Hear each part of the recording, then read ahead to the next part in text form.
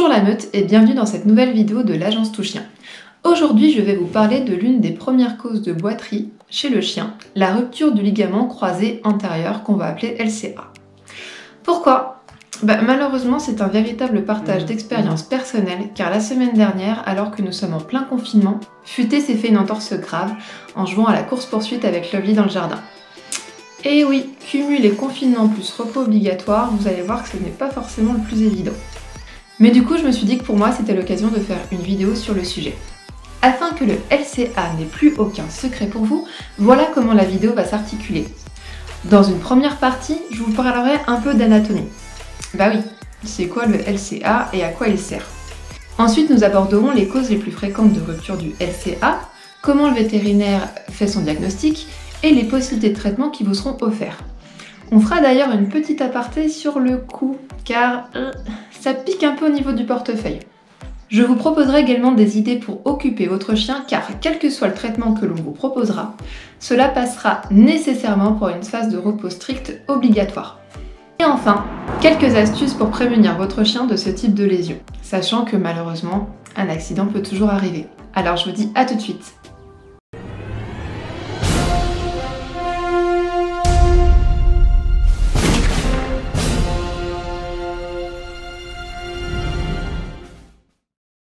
Comme je vous l'ai dit tout à l'heure, la rupture du LCA est l'un des problèmes orthopédiques les plus fréquemment rencontrés par nos vétérinaires. Afin que vous compreniez mieux le rôle du ligament croisé antérieur et les conséquences de sa rupture, un peu d'anatomie comme promis. Le genou du chien, appelé aussi crasset, est une articulation formée par l'extrémité inférieure du fémur, la partie haute du tibia et la rotule. Il comporte, comme celui de l'homme, 4 ligaments principaux, 2 collatéraux, vous pouvez en voir un en blanc sur le schéma, et 2 croisés, le ligament croisé antérieur en violet et le croisé postérieur en vert. Ils sont nommés ainsi par rapport à leur attache sur le tibia. Pour votre genou, les ligaments croisés sont de véritables stabilisateurs. Ils assurent sa sécurité. Ils sont fortement attachés au fémur et au tibia. C'est comme une corde qui va se tendre très fortement en fonction des contraintes que subit l'articulation lors d'une activité physique. En fait, ça évite que le genou lâche. En plus, c'est le ligament croisé antérieur qui a le rôle numéro 1 en tant que stabilisateur du genou. Il empêche en fait la glissée du tibia en avant par rapport au fémur lorsque votre chien se met en charge sur sa patte, c'est-à-dire lorsqu'il met du poids dessus. En clair, sans ligament croisé antérieur, le genou de votre chien est beaucoup moins stable, ce qui l'expose notamment à des risques de chute et donc de blessures supplémentaires. Les mécanismes lésionnels. Lorsque l'on parle d'une rupture partielle ou complète du LCA, en fait, on parle d'une entorse avec un seuil de gravité plus ou moins important. Les deux principales causes de ce type de lésion chez nos chiens seront un accident ou une mauvaise chute. C'est pas la cause la plus fréquente. Bon, dans le cas de Futé, je sais qu'il est capable de faire beaucoup de choses, donc lui, il rentre dans cette case-là. Mais sinon, la plupart du temps, la rupture du ligament croisé est liée en fait à un phénomène de dégénérescence des tissus avec le vieillissement. Comme je viens de vous le dire, le temps. Malheureusement, avec le vieillissement des tissus, le ligament croisé antérieur s'abîme et, à force, les fibres se rompent jusqu'à arriver à une rupture complète. Mais il y a d'autres facteurs, notamment le surpoids. C'est logique. Plus le genou sera soumis à une contrainte importante, plus le ligament sera sollicité et donc il s'abîmera d'autant plus vite. Certaines races de chiens sont aussi malheureusement plus exposées que d'autres à des ruptures du LCA. Je peux vous en citer quelques-unes, mais la liste est non exhaustive. Vous avez le Rottweiler, le Golden Retriever, l'Akita Inu, le Staff, le Saint-Bernard. Globalement, ce sont plutôt des gros chiens assez massifs. La lésion du LCA peut être partielle ou complète.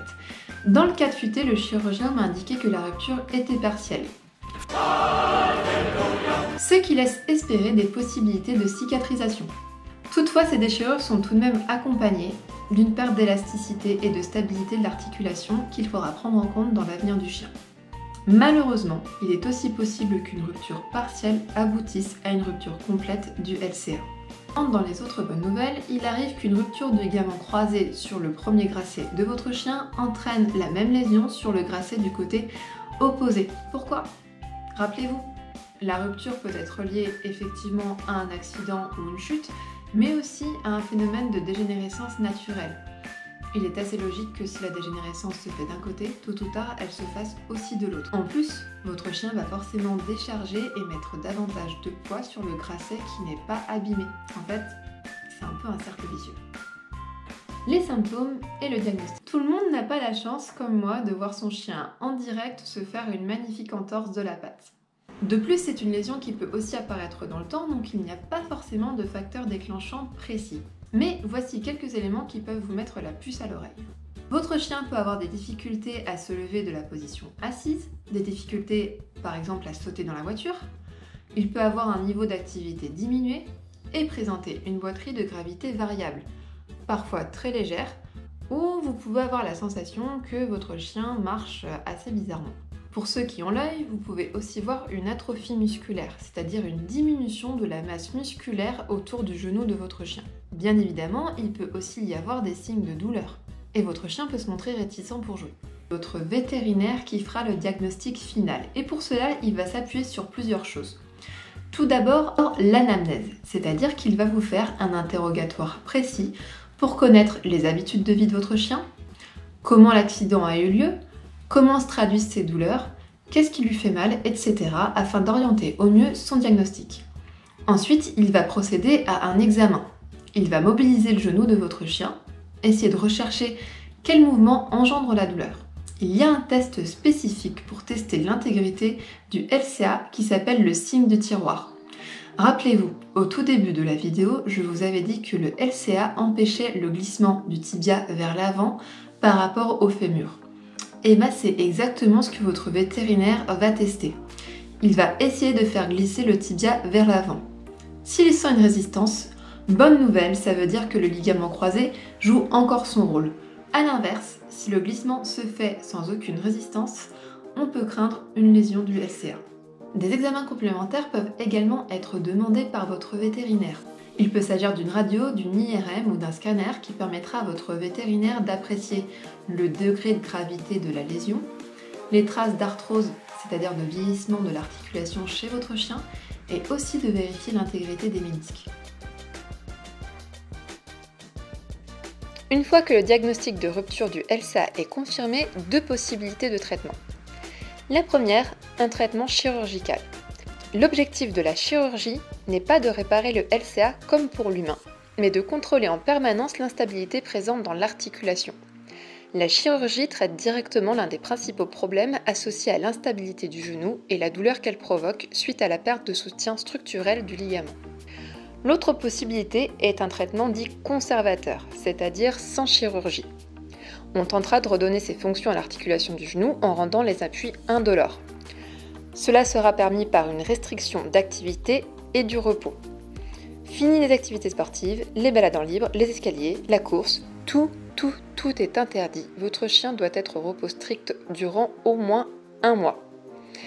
Et autant vous dire que c'est pas simple. Et c'est pour ça que dans la suite de la vidéo, je vous proposerai quelques astuces pour occuper votre chien. Le traitement conservateur passera également par une prise ponctuelle d'anti-inflammatoires. Il faut cependant avoir conscience que la douleur risque de demeurer en raison de l'instabilité persistante du genou. Car rappelez-vous, une fois que le ligament croisé est rompu, il n'y a pas de cicatrisation possible, pas de retour en arrière envisageable. On peut alors se poser la question de l'intérêt de mettre en place des séances de rééducation accompagnées d'un vétérinaire spécialisé avec un travail de proprioception qui va permettre de renforcer les muscles autour de l'articulation et d'améliorer sa stabilité autrement que par le soutien ligamentaire. La meilleure option pour votre animal dépend de nombreux facteurs tels que le niveau d'activité physique, la taille, l'âge, la conformation squelettique et le degré d'instabilité du genou. Le coût de l'opération entrera aussi dans la balance. Sachez qu'il faut compter en moyenne entre 1 500 et 2 000 € pour un traitement chirurgical suite à une rupture du LCA. Dans tous les cas, votre vétérinaire sera de bons conseils. Comment occuper son chien durant la période de repos strict ? Voici quelques propositions.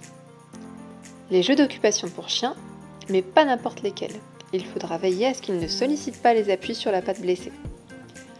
Vous avez également les jeux d'olfaction, comme le bonneto, le tapis de fouille, ou la dissémination des croquettes dans le jardin. Si votre chien s'excite trop, n'hésitez pas à le tenir en laisse lors de la fouille. Vous Vous pouvez en profiter pour faire un travail sur les autocontrôles. Privilégiez le travail en position couchée pour décharger le membre lésé. Pour ce qui concerne les autres positions, faites des séances de travail très courtes et veillez à conserver le calme de votre chien. Bien évidemment, vous avez aussi des activités masticatoires, cornes de cerf, sabots de veau et autres, sans oublier les doudous à dépecer. Par contre, attention au sol sur lequel vous faites vos exercices pour éviter tout risque de glissade. Donc évitez le parquet, le carrelage et privilégiez un sol avec un tapis par exemple. Pensez également à corriger, si besoin, la ration alimentaire de votre chien. Effectivement, le manque d'activité peut engendrer une prise de poids mauvaise pour la bonne récupération de votre blessé. Petite astuce, comme la plupart des activités que je vous ai proposées précédemment tournent quand même autour de la nourriture, dans ce cas-là, utilisez les croquettes en guise de friandises et de récompense. Les maîtres de chiens de grande taille à forte musculature et qui présentent une prédisposition à ce type de pathologie devraient porter une attention toute particulière à l'équilibre alimentaire de leur chien. Il est indispensable d'éviter que votre compagnon prenne du poids, car dans ce cas-là, le genou ainsi que les ligaments croisés devront supporter une charge plus importante. Vous devrez également lui proposer une activité physique régulière. La natation est une activité physique particulièrement adaptée.